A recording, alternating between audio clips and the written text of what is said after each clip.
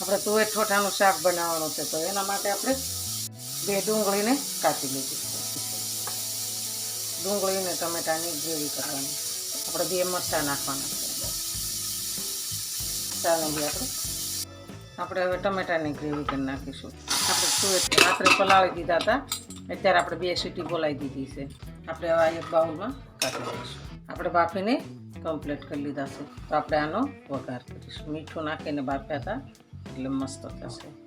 હવે આપણે આનો વઘાર કરીશું. આને સાઈડમાં લઈ લઈએ. આપણે એની અંદર 2 પાવડા તેલ એડ, આપણે અડધી ચમચી જીરું એડ કરીશું.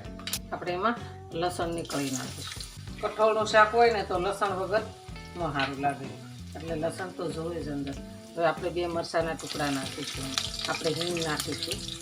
આપણે મીઠા લીમડાની તેલ નાખીશું. આપણે હવે એમાં ડુંગળીની ગ્રેવી નાખીશું. હળદર નાખીશું. ધાણા જીરું નાખીશું. આપણે એમાં ટમેટાની ગ્રેવી નાખીશું. ટમેટાની ગ્રેવી નાખીને આપણે હલાવીશું. અને આપણે જ સળવા દેવાનું છે, કાશી ન રહે. આપણે મરચું નાખીશું. થોડુંક કાશ્મીરી નાખીશું, થોડુંક ખાધું નાખીશું. થોડુંક આપણે પાણી, ટમેટાનું ગ્રેવી ધોઈ નાખીશું. સ્વાદ પ્રમાણે આપણે થોડીક ખાંડ નાખીશું. આપણે મીઠું નાખવાનું છે સ્વાદ પ્રમાણે. એની અંદર આપણે તુવેર ઠોઠા નાખી દઈશું.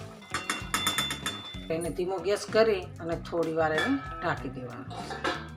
આપણે હવે એનું જોઈ લઈશું. વાવ, એકદમ સરસ તેલ ઉપર આવી ગયું છે અને આપણું તુવેર ઠોઠાનું શાક સરસ તૈયાર થઈ ગયું. ઉપર લીલા ધાણા એડ કરીશું.